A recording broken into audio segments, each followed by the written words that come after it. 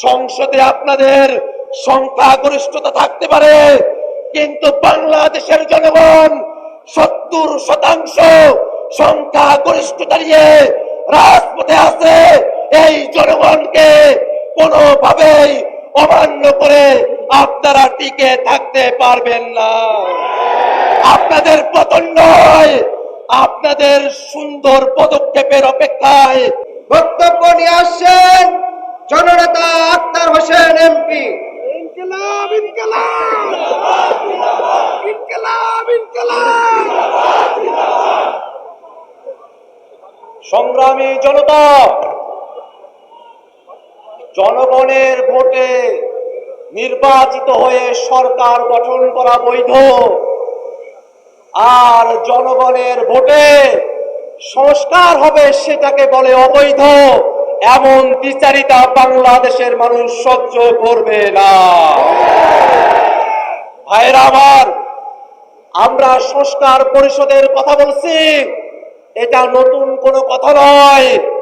ঐক্যমত্য কমিশনে 30টির উপরে রাজনৈতিক দল একমত হয়ে সকলে এক কথা বলে সংবিধানের টেকসই পরিবর্তনের জন্য, সংস্কার সাধনের জন্য, সংস্কারকে টেকসই করার জন্য সংশোধনী নয়, সংবিধান সংস্কার পরিষদের বিষয়ে সকল রাজনৈতিক দল আমরা একমত হয়েছিলাম।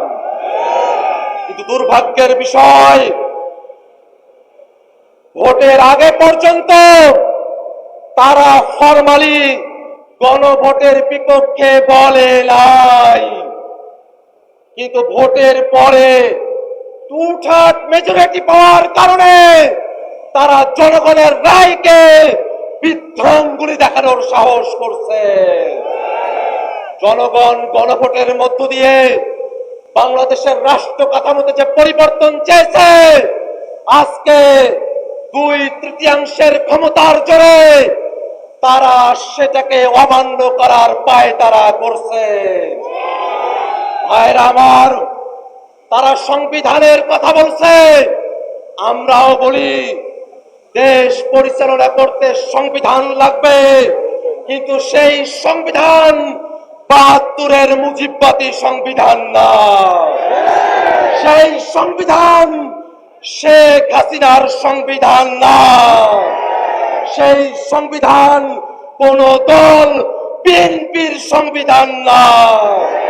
দেশ পরিচালনার জন্য সংবিধান লাগবে, সেই সংবিধান হতে হবে জনগণের সংবিধান। আর সেই সংবিধানে জনগণের কথাগুলো থাকবে, তার অন্যথা আমরা হতে দেব না। আমরা তো বুঝি আপনারা সংস্কার চান না, গণভোট চান না। তার পেছনের কারণ হলো আপনারা বাংলাদেশের রাষ্ট্র ক্ষমতাকে, বাংলাদেশের সাংবিধানিক প্রতিষ্ঠানগুলোকে এক ব্যক্তির করায়ত্ত করে রাখতে চান। গণভোট মেনে নিলে সাংবিধানিক প্রতিষ্ঠানগুলোতে নিয়োগ স্বচ্ছ হবে, আপনাদের কর্তৃত্ব এককভাবে থাকবে না। সেই কারণে আপনারা গণভোট চান। গণভোট মেনে নিলে তত্ত্বাবধায়ক সরকারের অন্তর্বর্তীমূলক সম্মিলিতভাবে একটা কাঠামো আসবে, আপনারা সেটা চান না। গণভোট কার্যকর হলে উচ্চকক্ষ হবে ভোটের পিয়ার অনুযায়ী, আপনারা সেটা চান না।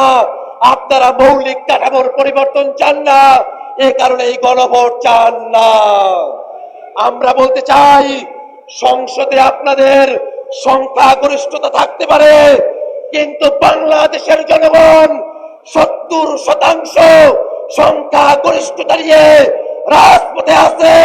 এই জনগণকে কোনোভাবেই অমান্য করে আপনারা টিকে থাকতে পারবেন না। আপনাদের পতন নয়, আপনাদের সুন্দর পদক্ষেপের অপেক্ষায় জাতিকে সাথে নিয়ে আমরা অপেক্ষা করছি। সংসদে, রাজপথে কথা হবে সংস্কারের জন্য।